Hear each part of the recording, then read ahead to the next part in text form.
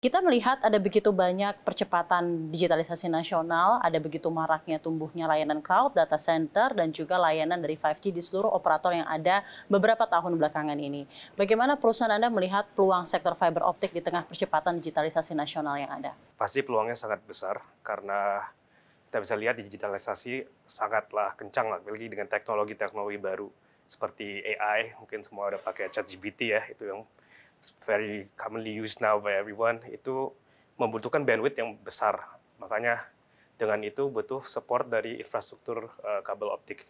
Dan kalau kita lihat pun seperti teknologi baru, mungkin ada yang bilang low Earth orbit satellite seperti Starlink yang punya Elon Musk itu kan lagi terdengar di mana-mana. Kan banyak bilang, oh apakah ini akan menggantikan kabel optik?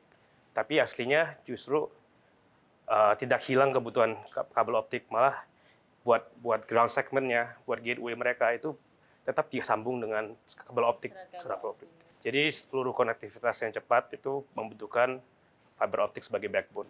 Sebenarnya seperti apa tren persaingan dari industri kabel optik domestik terutama menghadapi pemain impor yang ada dan juga kebutuhan infrastruktur bawah laut, kebutuhan infrastruktur green development baru seperti IKN, bagaimana Anda melihatnya? Iya. Jadi ya kalau secara kompetisi ya harus dibilang sih beberapa tahun yang terakhir ini China very aggressive masuk ke pasar Indonesia.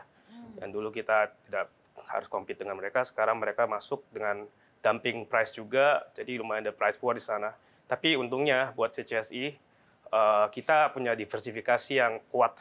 Dari tadi yang saya bilang, kita punya foundation dari Siemens dan Corning, itu dipercaya sama customer-customer kita sampai sekarang ini, mereka hanya mau pakai produk CCSI yang premium itu. Walaupun mungkin harganya sedikit di atas daripada yang kompetitor ya. Tapi belakangan ini emang kita juga sudah memikirkan lagi, kita membuat partnership dengan SCJ Opto, perusahaan Cina. Jadi they're the top 5 juga in China.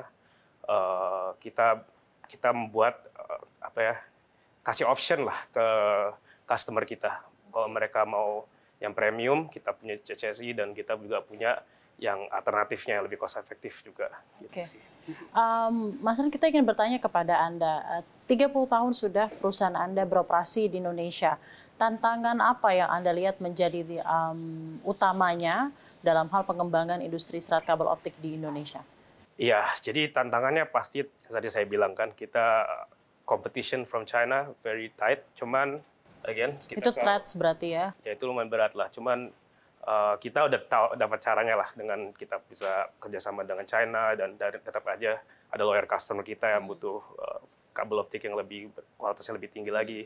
Itu jadi kita bisa menantangin itu, tapi to be honest banyak juga perusahaan lokal lain yang tidak bisa survive malah karena lawan China itu. Ya jadi untuk kita di situ. Tapi kedua kita juga lihat dari segi bahan baku sekarang karena fiber optik demand-nya naik sekali kan. Tapi mungkin secara supply dari produser serat optiknya itu belum bisa mengikuti demand-nya lah. Jadi kita bisa lihat harga serat optik ini sekarang lagi sangat tinggi. Jadi itu juga bukan cuma sangat tinggi, tapi supply-nya terbatas. Dari segi regulasi, seperti apa menurut Anda regulasi-regulasi yang dikerahkan pemerintah bisa dapat mendukung pertumbuhan industri serat kabel optik di Indonesia? Oh iya, regulasi sih again juga tantangan ya. Contohnya kita kan lagi membangun submarine communication cable system, itu backbone, namanya proyek kita Varuna, itu jujur kita mengalami proses yang panjang untuk mendapatkan izin aja itu.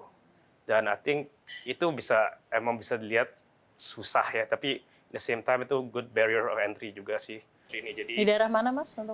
Jadi kita nanti dari Jawa ke Labuan Bajo, ke Sulawesi, Kalimantan, terus balik Jawa lagi sih. Jadi Anda ingin aspirasi yang ingin sampaikan mengenai administrasi dan perizinan dan lain-lain ini harusnya lebih dimudahkan begitu ya dalam hal pembangunan industri serat kabel optik. Tapi juga I think ada juga sih regulasi yang menurut saya membantu juga, adalah contohnya seperti TKDN. Itu sekarang lagi setengah dipush juga kan sama pemerintah, mereka mau pakai local content gitu. Dan I think sebagai well, sebagai kita perusahaan lokal juga mungkin itu advantage kita karena kita sangat familiar lah dengan regulasi di Indonesia ya.